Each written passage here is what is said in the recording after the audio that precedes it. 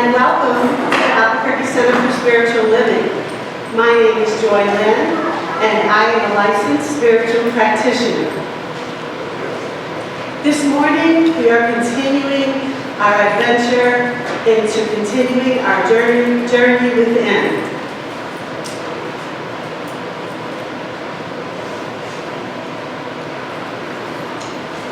I'd like to read something to honor our Dino, who's not here this morning.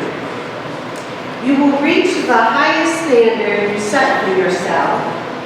I invite you to visualize the best version of the dream you are working on, the most excellent, beautiful, and inspiring form it can take.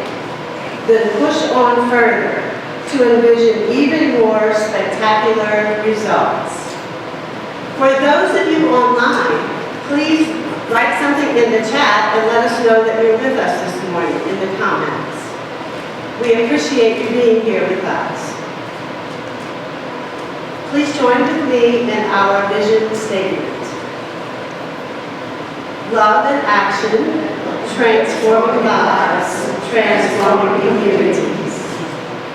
And so I invite you in this moment to bring your attention to your heart space, that place where God resides, that place where love is.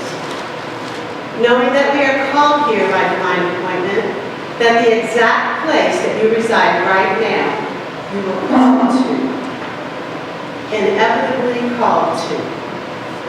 Knowing that each of our hearts are encircled and envisioned in each other's hearts, and each of our hearts live within the one, the source. For we know there is no separation. For God is love, God is peace, God is joy. God is compassion, God is every single color and face and language. Every single heart's desire is felt and seen here and out. Knowing that Spirit lives in, through, around, and as each one of us. For I am and you are the hands, the heart, the eyes, the ears, the feet of the beloved.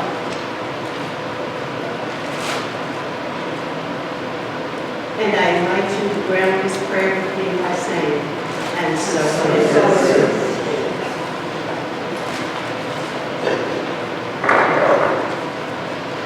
Good morning, beloved community. My name is Cuffee, and I'm a licensed spiritual practitioner here. Can't hear you. Speak up. Can't hear you. I know. I lost my voice yesterday, so I am going to project. All right. And it's all allergies. It's not contagious. It's just extremely irritating. So I'm going to be doing our sacred reading this morning. Crafting beloved communities takes place when people make a commitment to themselves, to live and celebrate diversity. Connecting to the oneness through participation in diverse community activities. Quote, beloved community is formed not by the eradication of differences, but by its affirmation. By each of us claiming the identity and the cultural legacies that shape who we are and how we live in the world. Unquote, Bell Hooks.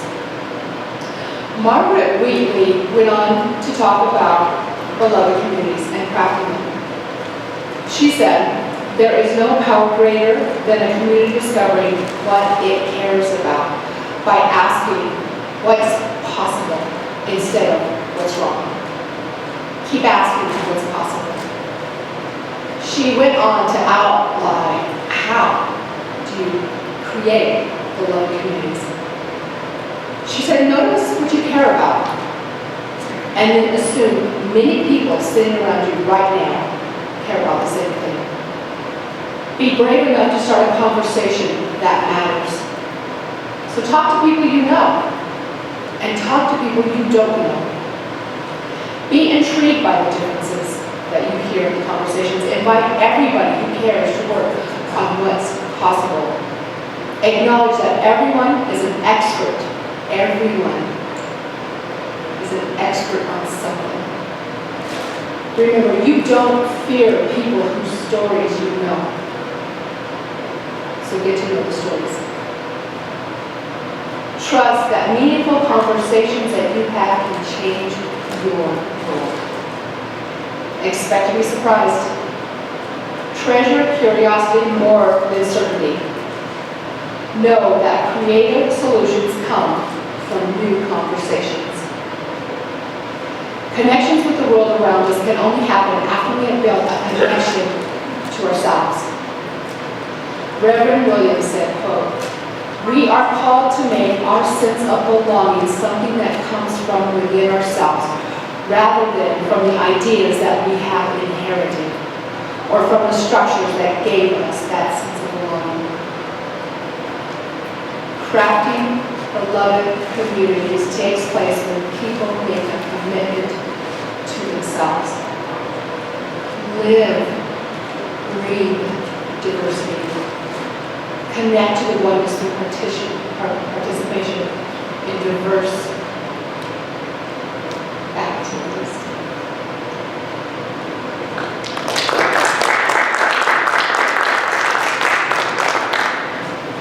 Thank you, Kathy. And so this is our prayer time. At this time, I would like to acknowledge Jan Nolan and Jerry Curtin, who are holding the high watch. I would like to acknowledge Jordana, who is our wizard of everything that we do not know how to do yet.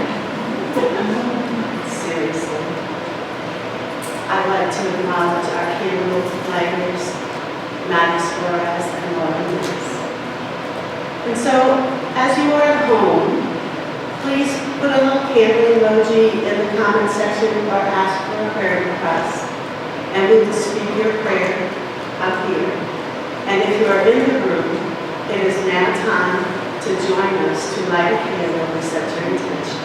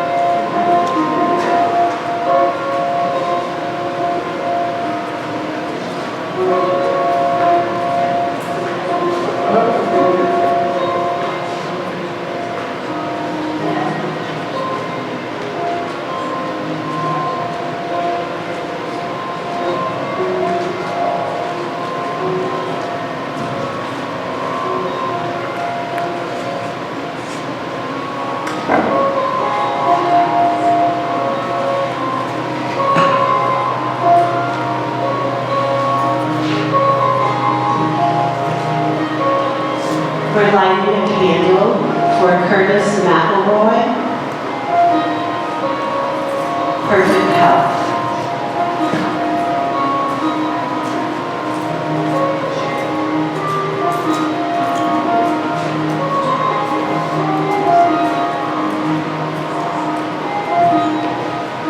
We're saying a prayer for Alexis Maddie Slumber for perfect health and healing.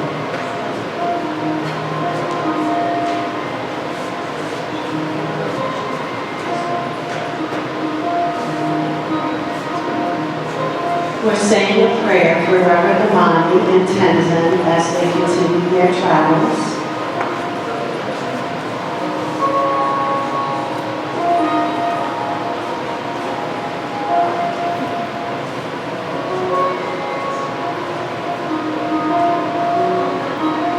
We have a prayer request for Terry and Perry Como.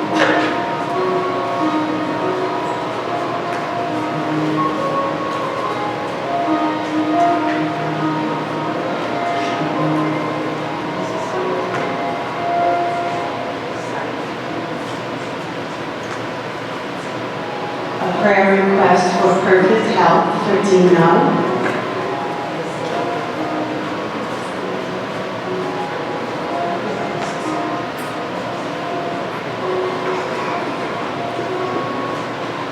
A Prayer request for Laura and Susan.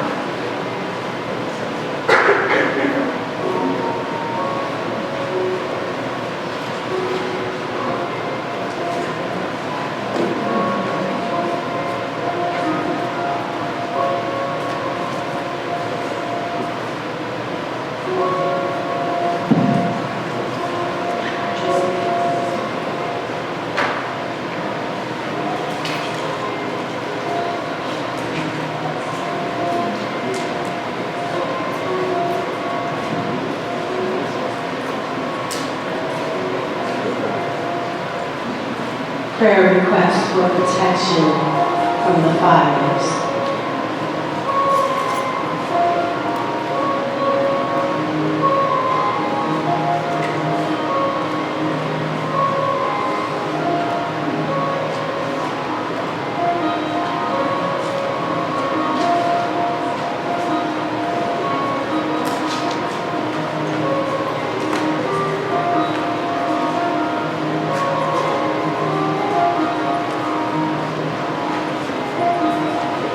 Continue. I have a prayer request for enlightened leadership in UNM College of Education.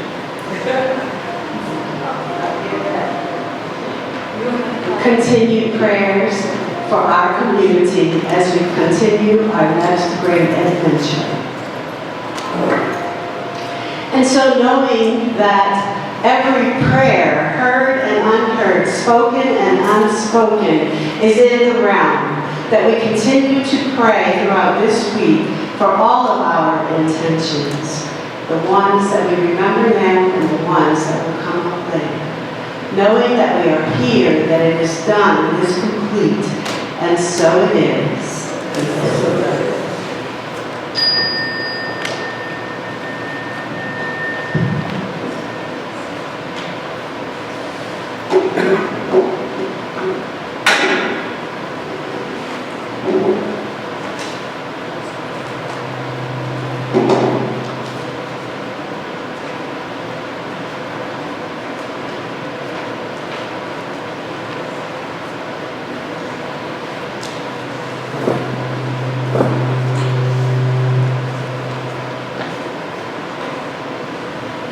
Good morning. Good morning. I'm Reverend Jane Midgley, staff minister here at the Albuquerque Center for Spiritual Living. It's really wonderful to be with you this morning, whether you're joining us on Facebook or YouTube, or you're right here in our beautiful sanctuary. Today we're continuing our series, Crafting Beloved Community. And today's focus is change begins within. And how cool and convenient is that? Because it means we can bring profound change to our spiritual community here and the other communities in our life, because it starts with our connection with our own inner knowing that we are a center of divine connection. We've got it all going on, we are whole, and we can bring that knowing out into the world and know it for everyone else as well. So it's my great pleasure today, we're going to do this in a conversation. And I get to do this with my amazing colleague, Paul Cuffee. Paul is a licensed spiritual practitioner here at the center. He's also a spiritual director. You don't know what that is, talk to me about it later. It's really cool. And he also teaches and practices mindfulness with incarcerated juveniles. So welcome, Paul. Thank you, Jane. It's really a privilege to be here.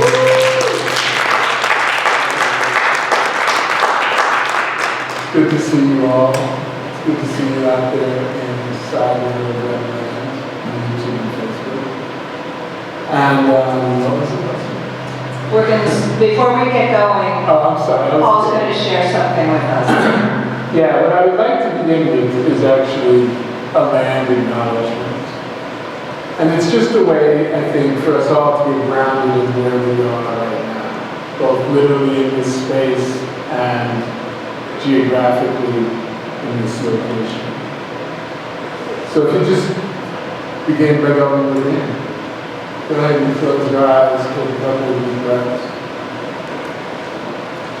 And get yourself centered in this space and begin to, I would invite you to begin to notice the relationship you have from within yourself with what's going on right around you in the circumference of your chair space. While you consider these words, I recognize I'm a guest in a homeland territory of 23 contemporary tribes with historic ties to the state of New Mexico. As a guest, I extend my respects and gratitude to the many indigenous peoples who still reside here and call these lands home. And then consider home. And that it's really where you are if you belong to yourself. And so, thank you everybody. Just continue to bring that grounding of where we really are right now, and that grounding within yourself. Keep this awareness of what's going on inside you, inside your body, as we're having our conversation. This is one of the keys to us creating change in community, is that we raise the awareness of what's going on in our body. It was funny, yesterday Friday I said something to Paul. It's really better for me, and I do better in community when I'm in my body. He said, you're always in your body. So that was a great reminder which is about talking about increasing the awareness of what's going on in our body. Because I know I can be in those spinning thoughts, right? That are guiding me into my next moment. We want to become aligned in our mind, body, spirit system. I know I was thinking a little more about this belonging that Reverend Kyoto Williams has a whole treatise on in her book, Belonging. And for me, as I'm able to do my spiritual living, doing my spiritual practices the way it helps to ground me in my mind and body, and connect with my actual inherent wholeness, then I don't have to get that from outside of myself in the structures of the groups I belong to. And why is that great? Because then I can move freely. I don't have to be in any box. There isn't a have to around my gender or my race, but I can move more freely. And a thought came to me this morning, because if we identify with those structures outside of ourselves as our belonging, it can get very confusing and constricting. I originally come from a spiritual tradition that does not allow women to hold any ecclesiastical position whatsoever. If I had thought that that was my belonging, was that structure that also gave me great community, I could never have even had the thought of becoming a minister. We want to free ourselves first. That's what Howard Thurman was talking about. Well, exactly. And when you think about belonging and where that lands, you think about place. Where does one belong to? One belongs to their family, they belong to their spiritual community, they belong to their work. But those things are membership, and they can be rescinded for whatever reason. So they aren't so much belonging as they are truly including, which is a good thing. We want to make invitations, we want to include individuals in our lives, in our communities. in our world, we're relational beings. We want to include everybody and everything on some level at some point. But that's not belonging. Belonging has to come from inside anyway because it's a sense of self. It's not something that somebody bestows on you, because if they bestow it on you, they can take it away, which means it's not yours, which means you don't belong. You're here conditionally. Conditions might be good. People make agreements, you know. Your work is compensating you, and so conditionally you perform, you get compensated, everybody loves each other with the room. You know? But that's not, you don't belong. If you own the corporation, the company, it belongs to you. Maybe you belong to it, but that doesn't mean that, you know, it's an intrinsic, excuse me, it's an intrinsic belonging. Belonging from within oneself, in my opinion, from my experience, is belonging to the one.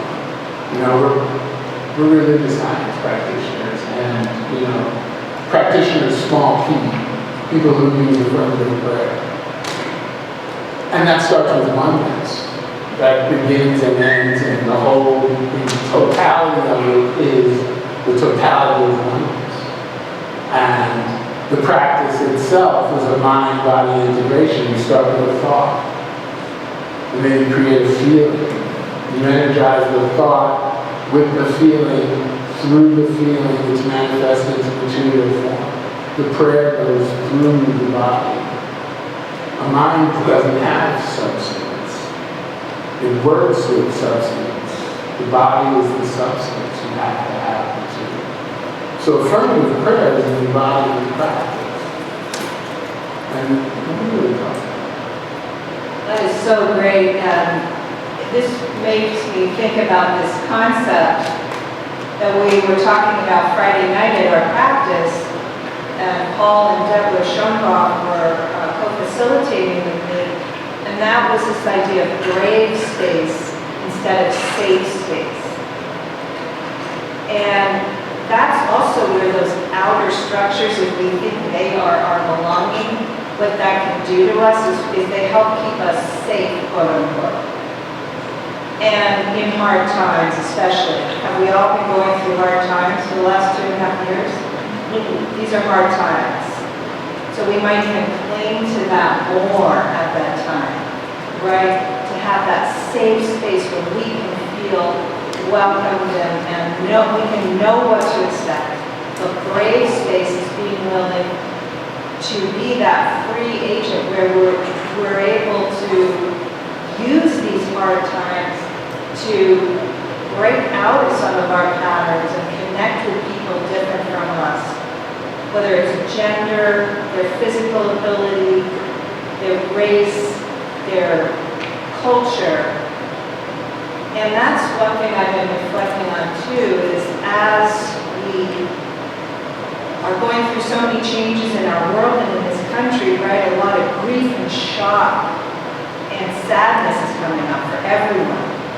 And all the losses that people have experienced from COVID and many other things. We can use that grief and sadness and shock to take us back inside. But sometimes I think we start to experience that and we just want to go to our safe places. We just want to go back to whatever that safe space is. And yes, we need to take care of ourselves and our families first and do tons of self-care and self-compassion during these times. But we can use the intensity of the experiences we're all having to come back into our bodies, back into our full system. And we have this amazing tool of affirmative prayer to assist us to do that and to set an intention of how we want to show up in that brave space. Whether it's I show up open, I show up willing, I show up allowing another person to be who they are. You said, touched on a few interesting contexts, and you know, that speak to the experience of life today in a general universal. go through. You know, I work for, one of the things I do is work for an organization called Cuffee and Center for the Arts. And it's an amazing organization. It's a dance company, essentially, and a dance school. And quite a while ago, 25 years ago, they began a program, shortly after they were born, so 20 years ago. They began a program called M3, which stands for Movement Plus Mentorship Equals Metamorphosis. And it works inside the juvenile incarceration facilities here in Albuquerque. And Keshe is a brave space. It makes an invitation for people to belong. And it's scary and it can be messy because the organization is really stretching itself to live the life of, to embody the notion of truly inclusive, equity-based diversity, anti-racism work, undoing white supremacy, patriarchy, toxic capitalism. They're doing the things. And they're committed, and you know, we're not experts because nobody is. This is a weird thing. But they're committed, and so the belonging still comes from within, but the invitation is within. Now, in the incarceral facility, you go through checkpoints. You have ID, there's razor wire. It's one of the safest places in the city. But it's not very great. It's built on fear. It's built on terror. Its existence is predicated on fear. And it's very sad. That is so helpful, I think, for us to realize that that safe space might be keeping us in and keeping us from being that transformational force. It could very well be one's own personal prison. If you're really going into it, or maybe if you're going within yourself and you want to experience freedom, and the experience of freedom for me is twofold. There is an inner expansion that I experience and that I, can become ecstatic with. Which could be its own prison, because I personally can get hooked with it and not change my clothes from it. But, so even the inward journey can have its allure that keeps you from being fully embodied. You get into a transcendental state, and the embodiment thing goes to the mind, and it gets all confused, and you're floating on a cloud, and nothing's getting done, and you think you can, for me. There's this idea that you land somewhere magnificent, and you really just numb yourself. But in the spiritual void, instead of with substances or material or some other material, earthly distraction. But when you integrate with the purpose of being an embodiment of spirit, and you surrender, for me again, I say you, I'm speaking about my own experiences. For me, when I begin to embody myself, body-mind integration, really as present as possible, and from a spiritual context, not from, mindfulness has a secular dynamic to it, and I don't really use mindfulness for relaxation or performance enhancement or biometric regulation. Those are byproducts. For me, it is a spiritual practice. And as spirit begins to embody me, which is really just that deeper embodiment of oneness from within me, then I end up in places like this, having relationships like this. But it's not this place coming at me and pulling me towards it. It's me coming from inside, drawn towards the resonance and the frequency that's happening. And it's it becomes an inner relationship. with this space, with all of us, with the various faces of God looking back at you right Yes, that is so helpful to remind us that we can bring forth that inner knowing. And one amazing thing about that wholeness that we get from connecting with the divine inner center is that what is ours to do to transform communities will automatically come through us. And it will be perfectly customized for us, perfectly suited to what is ours to do. And we don't have to fix anything. We don't have to solve the problems of the world. It's just following that prompt to take the action, to see what happens, to show up fully present to the other so that we can have a true, authentic interaction. Howard Thurman talked a lot about the dehumanization on both sides of the racial divide. He was talking about, in his time, that occurring through the Jim Crow and segregation system. But he knew that it affected both sides of that racial divide. And he knew that the only way out, the only way we could reintegrate as full human beings was to practice the inner awareness, use prayer, and practice loving each other from that free place that we've been talking about. The place where we are in the brave space. But we also have to practice doing that. And I know that sometimes that is challenging for me as we deal with some of the divides that we have in our country now. And some of the people, I haven't mentioned yet, but Paul and I co-facilitate a program here at the center, Building Intentional Multicultural Community. And Paul facilitates the Black, Indigenous, and People of Color group, and I facilitate the White Support and Accountability group. By the way, everyone's welcome. It's on Zoom once a month. If you're interested, you can send an email to socialuplift@abqcsl.org, and you'll get more information about that. But through that work, I have heard countless stories from white folks who were forcibly, had experiences where they were told you can't have that relationship with that person of color when they were children. You can't go into that neighborhood. You can't date that person. And the dehumanization that came in at that time, and this happened to me too,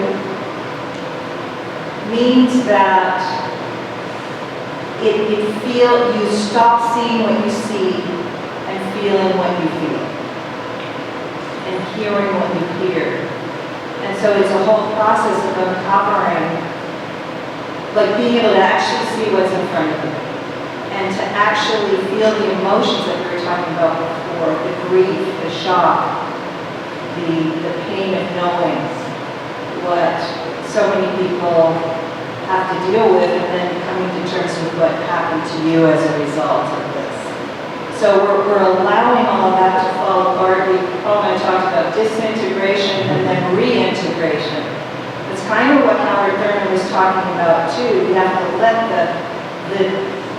what's been done to us because of this false racial divide, or whatever divide it is, fall away, fall apart, but we have to be in it spiritually and emotionally, and then we begin to reintegrate as a full human so we can stand in front of someone different than us and receive them and accept them and show up authentic as ourselves.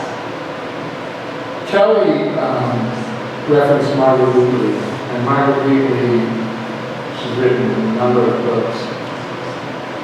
But she has this principle in the book that I believe is who you want to be in the world. I think the title's right. Anyway, she talks about being islands of sanity. in the midst of the crumbling system.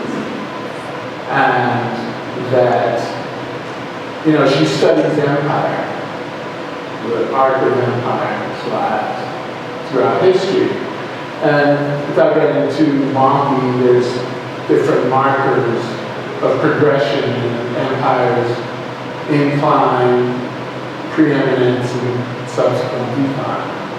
And we're in the cusp of preeminence towards decline, and because today, technology, acceleration of all things, our decline rate is far faster. By our, I mean, the primacy of the United States over Western culture, the cultural imperialism, this nation state. And it's in rapid decline. And there's different ways that it's juxtaposed, or idolization of fame and stardom. The very nature of somebody such as the last individual in the White House getting elected is indicative of, sizzle of the state, which is a sort of cultural thing. But she talks about islands of sanity being places where, like this, Albuquerque Center for Spiritual Living really is an island of sanity. And purposefully. And that's the intent, that's the reason behind creating a multicultural community, is to start to craft and establish brave spaces.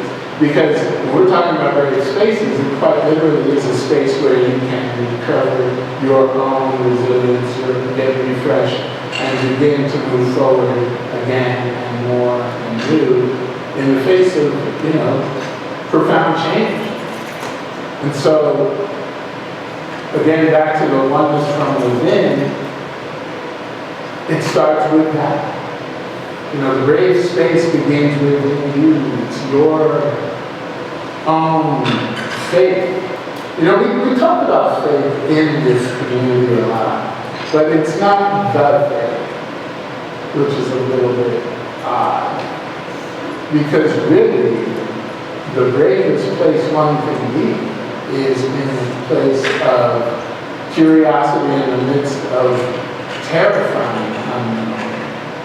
And faith in the oneness of oneself and their connection to the totality of it all, and the literal abundance of all good things, and the access to all necessary knowings because of the one mind. And to know that in oneself without even knowing the data that one is needing to do the thing, to open the thing, to make things work, and to move forward, but knowing that it's all there and that it will be there as it's needed, and to keep moving forward from it. Yes, and I love the Islands of Sanity idea, and yeah, let's keep doing that, and let's keep expanding what our brave space looks like. That's the key for our Island of Sanity. And we're doing that partly by partnering with the Minara Muslim community. We're firm partners now. We're going forward together. They share our space. And I have to tell you, I was in here in the room when they were doing their, setting up for their service. And we have a phrase in Centers for Spiritual Living: you don't have a building and you set up your church every Sunday, your service in a place that you do not own or you don't rent. We call it church in a box. And lots of our centers do that. And I walked in and said, this is mosque in a box. That is, we are out of the box. There is no box. So this room becomes a mosque, and how incredible and beautiful is that? I mean, we have, many times increased the sacredness of this space by partnering with this amazing Minara community. So let's think about what that means for each of us. And you might just take a moment right now. What does it mean? What could you bring this week to increasing our brave space? It might be talking to somebody you don't know, someone who's different from you, reaching out to someone who maybe couldn't be here today, or tell someone about our community that you think might benefit from it. They can join from anywhere. But how can we expand this grade space? You know, I think one of the ways to expand grade space is to literally smile into yourself. You know, it's so easy to become reactive. And I think about, you know, the experience I had with a friend who had reached out to me and was struggling with the concept of faith in the context of current things in Buffalo and Texas. And they were just saturated. And they had this really, you know, very deep, intellectually inquisitive conversation that they initiated through text around faith. And I was, you know, I take the bait on intellectual conversations to explore spirit. It's like, okay. So I went right into this conversation, and it was all in my head about oneness and divine unfolding and the perfection of this awful act, and blah, blah, blah, blah. And of course, the person was not feeling that. They were like, yeah, no. And they were like, mad. And all in text. And it wasn't bitter, it wasn't acrimony, it wasn't hostility, but it was like, no. And I got this immediate impulse at that moment. This person and I have created a pretty lovely connection around faith, spirit, and transformation. So, you know, we resonate. That if you're into the quantum, we resonate no matter the distance. So, you know, the vibe is there when it happens. And I immediately got the impulse that it's like, oh yeah, this person doesn't want to talk about faith. This person is hurting. And they wanted to be comforted. And so what happened was, you know, I responded with that, and everything, you know, shifted. And I think that, you know, we have to do that to ourselves. You know, we start, you know, the arguments. It's like, yeah, but if I had, but they said, It's like if we could say to ourselves, just comfort ourselves. You know, just really like be kind to ourselves, laugh into ourselves.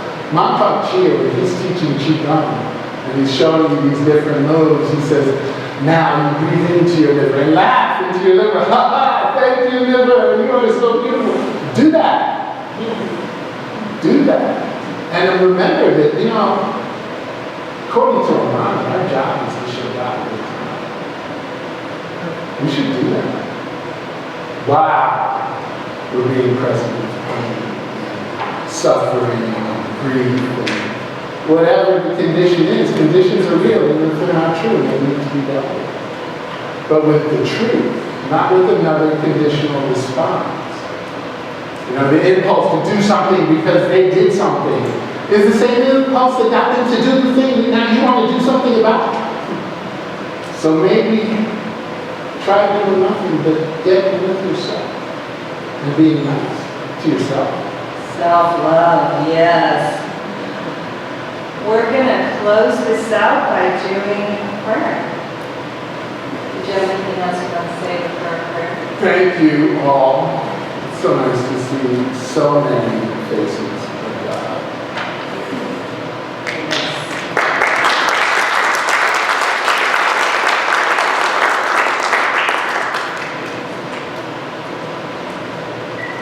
I am just reveling in this moment in the total bliss of being in community right this moment. The oneness is expressing here in so much depth and quality and love and loveliness. So with absolute knowing that perfection is present, that spirit is present, moving in, through, around, and as each and every one of us, I simply say thank you. Ashe, Aho, Iyas, yes, Amen.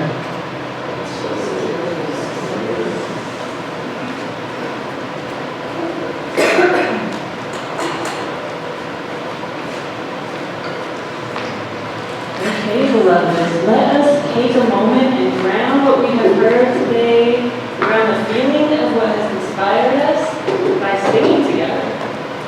We are going to continue our Face of God montage project that was started last week by singing You Are the Face of God together. And so I would invite anyone who has any desire at all to come up and join me at this microphone. So come on up right now.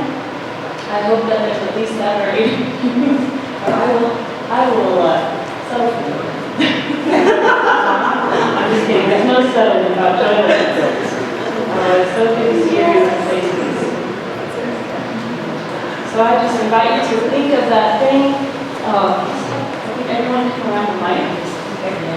Thanks. We're going to make a little semicircle over there so that everybody can see you and you can see everyone. So I just want you to go within and think of that thing that gave you a beautiful feeling of what is possible today. That gave you a beautiful feeling of the greatness of the one. And I want you to hold that feeling in yourself as we sing together today.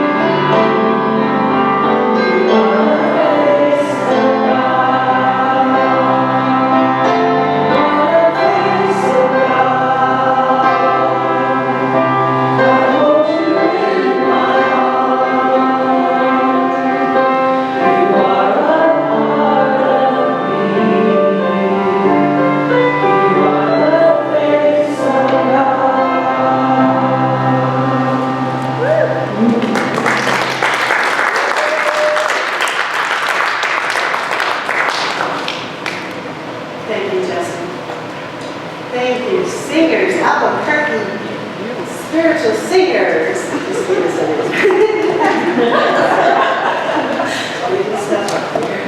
could have a good time, just like Reverend Marty. So,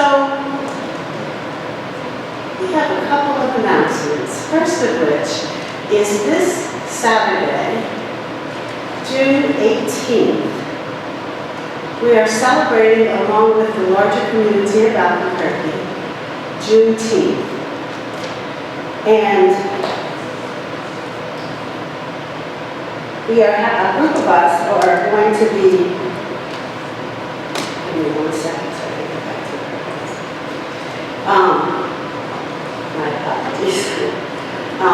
Okay, so if you have other questions about time and where to meet, in our newsletter, ABQCSL.org, there's more information. And if you'd like to speak with a real life human, Deborah Schoenbaum will answer any questions you may have about where we're meeting and how we're going to meet and what it looks like for next Saturday. Also, I would like to invite you each Friday, and we continue this series this week, this Friday, in our Art of Prayer and Practice. We meet here in this building Friday nights at 5:30, not longer than 7 p.m. And we're usually in some sort of meditation or prayer or exercise that we can do with a group of 15 to 20 people, that we do with a group of 15 to 20 people. As we continue our work outward, community starts within. That is what we'll continue for this next Friday night. And Reverend Jane will be leading, Paul will be leading, my apologies, Paul will be leading this Friday night's Art of Prayer and Practice. Also, you guys may remember last week we were taking some videos after the service. What we're doing is, in the spirit of we are the face of God, we are putting together a montage of your photos and our videos that we take here or that you submit to us to present to you early in July a mosaic of our community.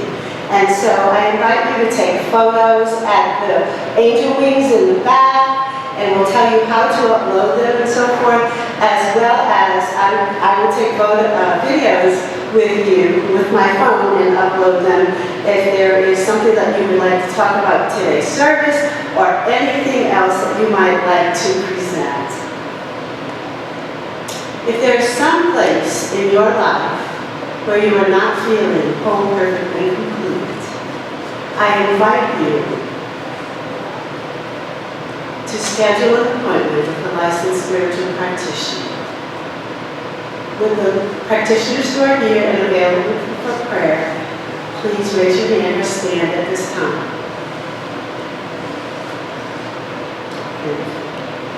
And if you'd like to send in a prayer request, prayer@abqcsl.org, and or if you'd like to write out a prayer request, to my left is a box that you can put your prayers in.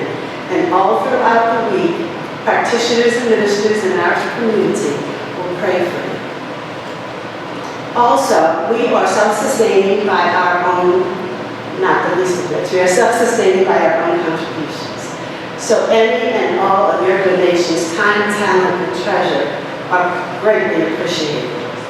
You can text to give to 505-847-8431, or you can scan the code, or you can click to give at abqcsl.org.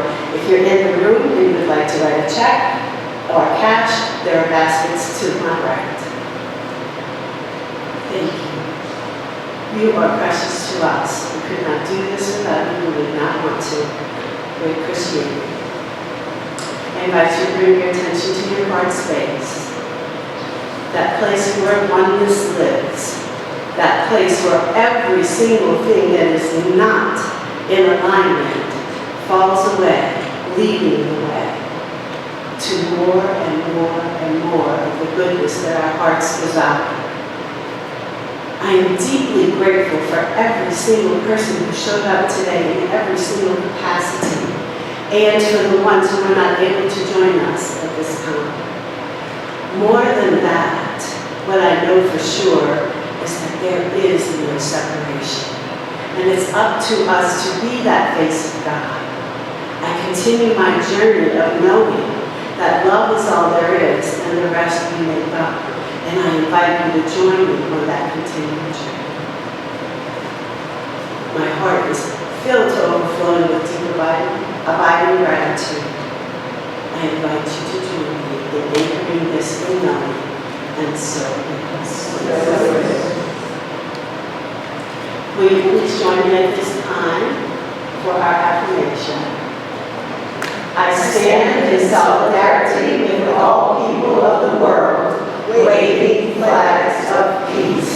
And so it is. See you next Sunday, or Friday, or before.